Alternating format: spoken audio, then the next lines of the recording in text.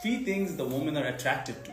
First of all, strength যেটা তাকে protect করতে সাহায্য করবে। You need big muscles. Second, টাকা পয়সা একটা কমফোর্টেবল লাইফস্টাইল দেওয়ার জন্য। থার্ড, স্মার্টনেস, যে হ্যাঁ শক্তি সম্পদ থাকলেও তোমার বুদ্ধি লাগবে ওই সম্পদটা সারা জীবন ধরে রাখার জন্য।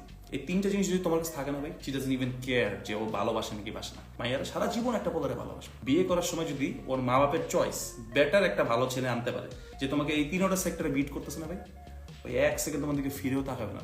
মাইয়ারা বিয়ে নিয়ে কখনো কম্প্রোমাইজ করে না, কখনো কোনো মেয়েকে দেখবে বিয়ে নিয়ে কম্প্রোমাইজ করে না। কারণ কি? That's our only shot to have a safe and good healthy life. And I do not even blame the woman. দোষ তোমার, তুই ব্যর্থ হইছিস। তুই জন্মাইছিলি না, সুযোগ তোমার ছিল। তুমি কি করেছো জীবনে বাবা?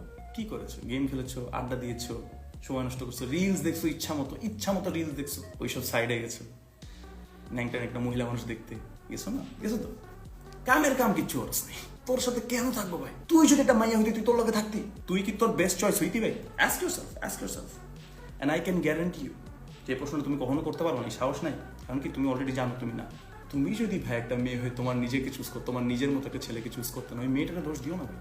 মেয়ের কোনো দোষ নেই, দোষ তোমার ভিতরে।